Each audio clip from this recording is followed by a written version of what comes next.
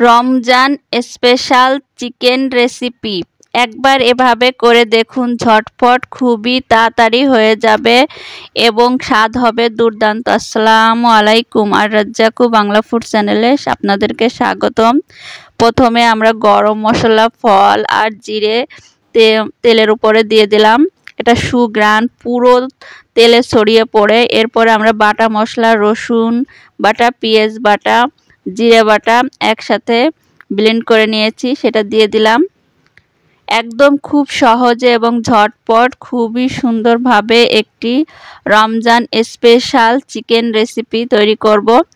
এখন আমরা এখানে শুকনো উপকরণ হলুদ দিয়ে দেব 1 চা চামচ, মরিচের গুঁড়া দিয়ে দেব 1 চা চামচ, শুকনো মরিচ গুঁড়া 1 চা চামচ দিয়ে এটাকে ভালো করে আমরা কষিয়ে নেব।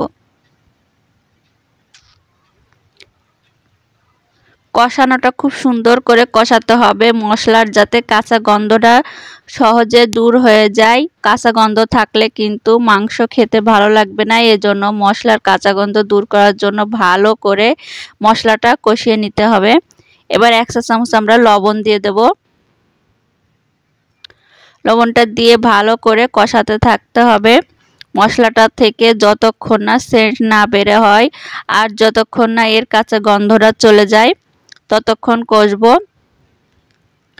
এরপরে আমরা এখানে এই যে মুরগির মাংস কেটে ধুয়ে রেখেছি, একটু লবণ দিয়ে মাংস ধুয়ে ফেলবেন, তাহলে পুরো মাংসটা পরিষ্কার হয়ে যায় এবং সুন্দর যে ব্যাড স্মেলগুলো থাকে সেগুলো চলে যেয়ে সুন্দর ঝাঁ চকচকে একটা চিকেন পরিষ্কারভাবে ধোয়া হয়ে যায়।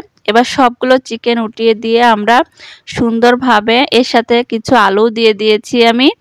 এবার এটাকে সুন্দরভাবে আমরা কষিয়ে নেব। ভালো করে কষাতে হবে। মাংস কষাতে কষাতে মাংস থেকে পানি বের হয়ে আসবে, সেই মাংস দিয়েই মাংস কষানো হয়ে যাবে। এক্সট্রা কোনো পানি ব্যবহার করা লাগবে না। এটা আর একটা টিপস, এখানে কিন্তু মাংস কষাতে কষাতেই মাংস থেকে পানি বের হয়ে আসবে।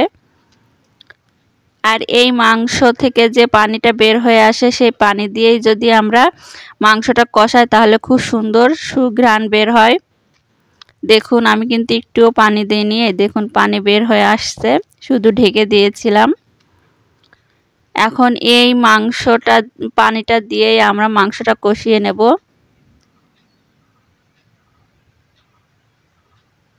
ভালো করে কষাতে হবে, বারবার নেড়ে দিতে হবে যাতে ধরে না যায়, কারণ এখানে আমরা পানি ছাড়া কষাচ্ছি। দেখুন আবারও ঢেকে দিয়ে আবারও কিছুক্ষণ আমরা কষিয়ে নিলাম। এভাবে কষালে সুন্দর একটা সেন্ট হয় আর মাংসের ভিতর সমস্ত মশলা চলে যায় আর মাংসটা খুব সুঘ্রাণ আর খুব টেস্টি হয়। আমি শেফ সাবিনা ইয়াসমিন সীমা।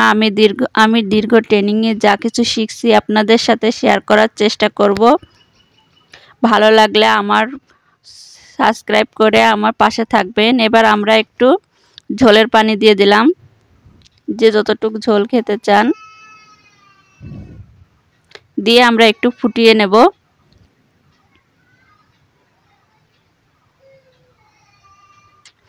খুব সহজ এবং সিম্পল, আর এত স্বাদ আর এত সুন্দরভাবে তৈরি হয়ে যায় তা বলার না।